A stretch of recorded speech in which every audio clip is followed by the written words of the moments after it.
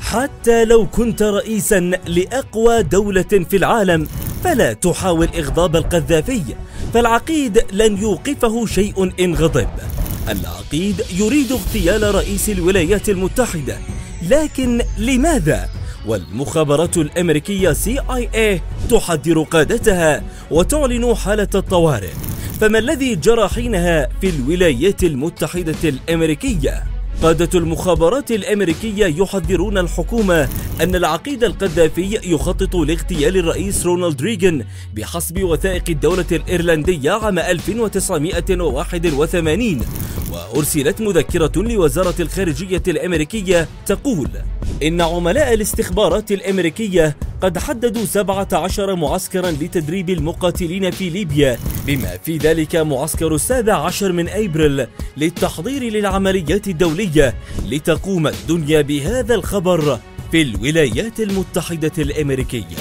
وفي مذكراته قال رونالد ريغان الرئيس السابق لأمريكا: بعد أيام قليلة من حادثة الخليج حصل رجال الأمن على معلومات سرية تشير إلى أن القذافي نصح بعض رفاقه بأنه كان ينوي اغتيالي، لذا عدت لاستخدام سترة الحديدية كلما خرجت في العلن.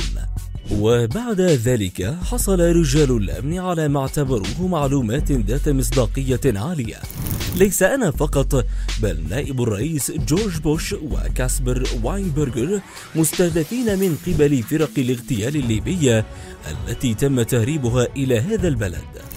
بعد ذلك كان ريغان قد أطلق فوجا من الطائرات واستهدف منزل العقيد في العزيزية، لكن العقيد خرج يلوح بيديه ويقول: ها أنا ذا، فأين أنتم؟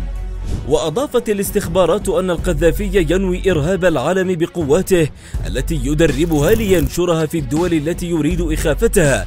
وقبل ذلك تم إحباط عملية اغتيال للسفير الأمريكي في إيطاليا بتدبير من علي حجازي، والذي كان فردا في المخابرات الليبية، وهو ما جعل CIA تقول إن الدبلوماسيين الأمريكيين معرضون للخطر في كل مكان من طرف القذافي. كما اتهموا ليبيا أيضا بمحاولة اغتيال القائم بأعمال السفارة الأمريكية في باريس. لكن الأمر الأكثر خطورة هو التهديد الحقيقي الذي تعرض له الرئيس الأمريكي رونالد ريغان، إذ لم تملك المخابرات حينها أي تفاصيل أخرى عن العملية متى وكيف ستنفذ، ما جعلهم في حالة استنفار بانتظار ما الذي سيفعله العقيد.